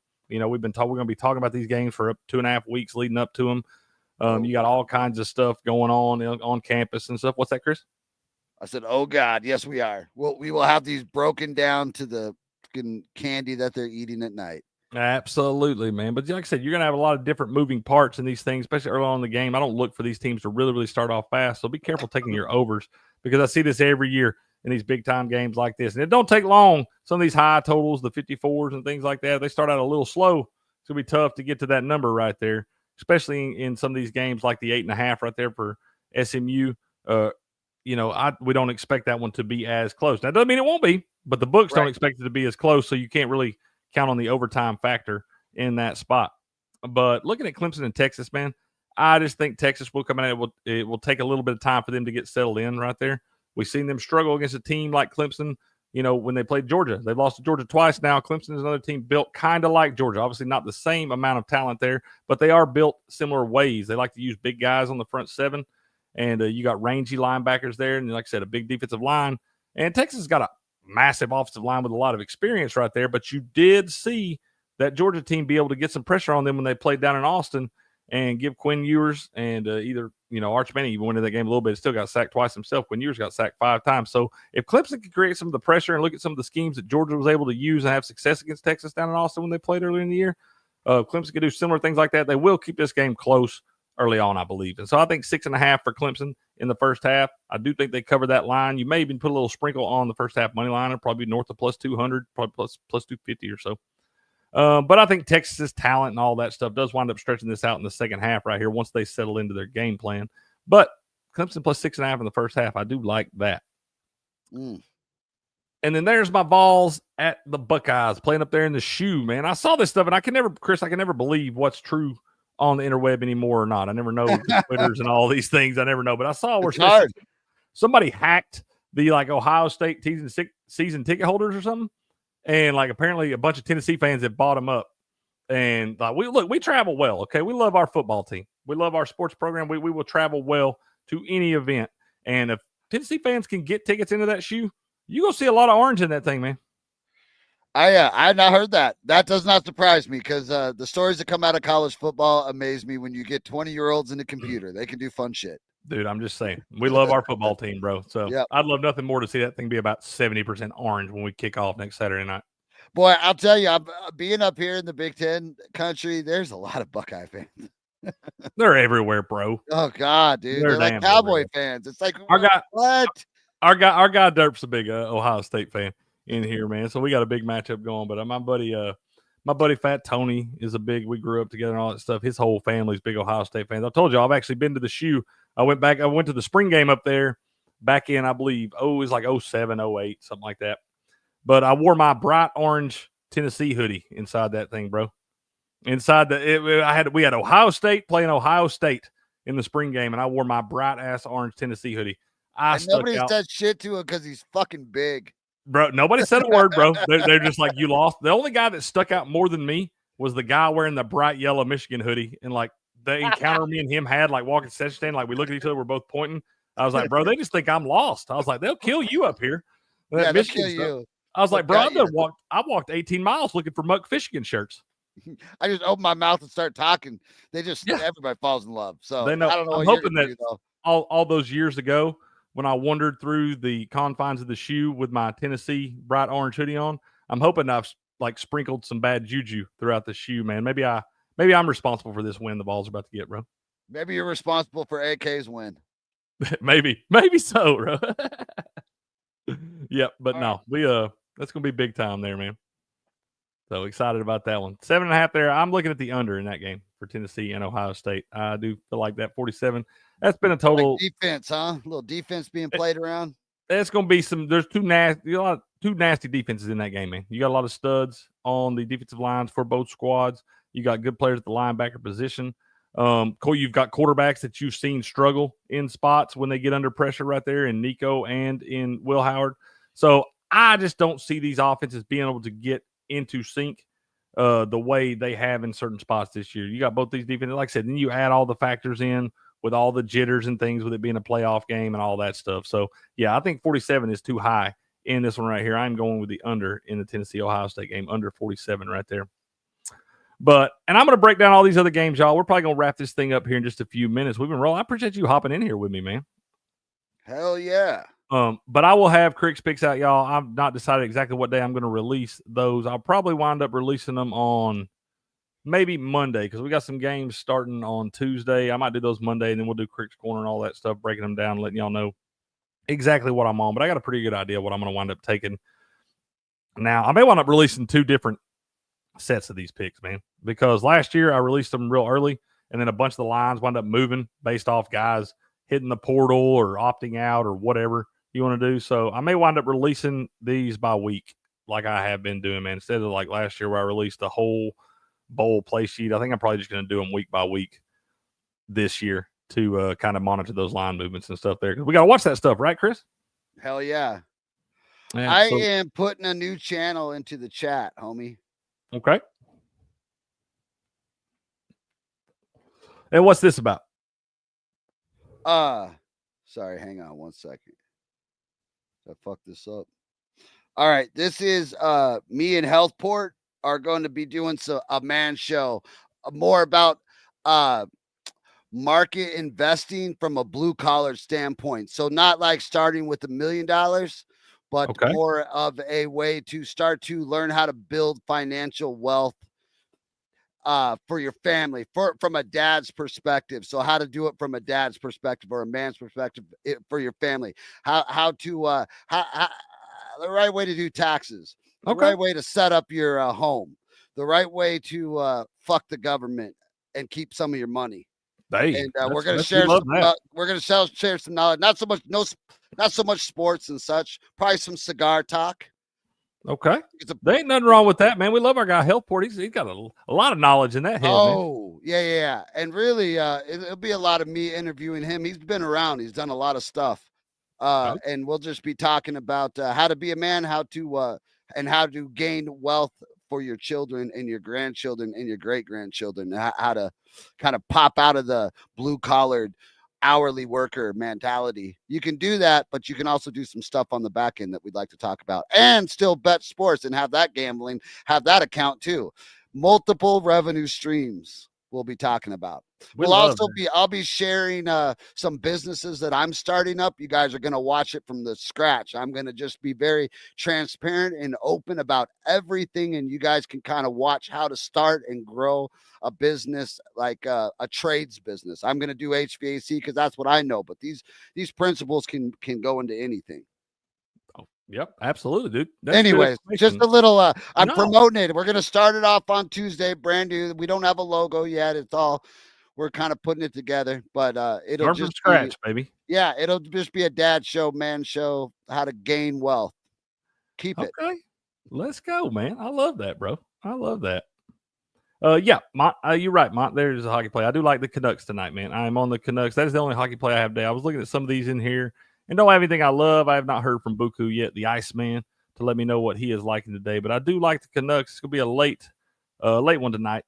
Puck off is not till 10:10 p.m. this evening. So I like the Vancouver Canucks -1.5, +190 at home against the Boston Bruins. Bruins been in the middle of a road trip right here, and they are struggling, man. They have been outscored 13-2 in their last 2 games on this road trip right here. Now you go into a Vancouver team that's been playing very, very well, a team that expects to be in the playoffs at the end of this thing, and another team that's been playing good at home right here, and they have been in a little bit of a home stretch. So you got feel like the tired legs, tired minds of the Boston Bruins here, and they've also been beaten badly the last 2 games. Like I said, outscored 13-2 in that. So I like the Canucks right there, -1.5 at +190. If you're feeling real bold, take it up to -2.5. Put your little half unit on that thing too in a little step ladder spot And then in college basketball, I am on the over 143.5 in Memphis and Clemson. That one has gone down just, I believe, a half point there. It was at 144 a little bit ago, but I do like the over in that game. But it is going down, some going the wrong way for us, so be careful there. I like Purdue minus the 2 at home against Texas A&M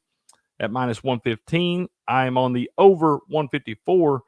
That one has gone up a point right there. It was at 153 a little bit ago, but I like the over 154 in the Ohio State and Auburn game. I like Kentucky minus the 10. That has gone down a half point since the show started. It was 10.5 a little bit ago, but I like Kentucky at home in the rivalry game against Louisville minus the 10. And then I like the over 147 in the Tennessee and Illinois game right there. That one is at Illinois, but be careful taking the balls in that one, y'all. It's going to look like money laying on the floor at minus 1.5, but be careful with that one. That line's fishy for some reason. It would not surprise me at all to see Illinois win that one straight up today. Who's going to win the Heisman tonight, man? I had no idea. I have no idea. I know that who's in it. You got Travis Hunter, Ashton Genty, Cam Ward, and Dylan Gabriel. Nope, I have no idea. It's going to be Travis Hunter, man. I know that my daughter, Riley Shea, loves that running back out of Iowa. She thought he was going to win some kind of award. I can't remember what she said. Yeah, it's going to be Travis Hunter's award, man. It's been a lot of people are lobbying for Ashton Genty and all that stuff, but I love Ashton Genty. I think he's a hell of a player. I think he's going to be a good pro and all that stuff, but I think a lot of those stats were against high school teams. If I'm being honest with you. I do. I think a lot of those stats are inflated because you were playing teams that you had no business playing. No, that's straight up. That's also the same reason I don't think you should have a bye in the college football playoff, because your conference as a whole has a losing record. So the fact that you're running for 200 yards on the likes of San Diego State and Nevada and Wyoming and all this shit, I don't really care, Chris. Yep. I don't. It don't really mean all that much to me. It really don't.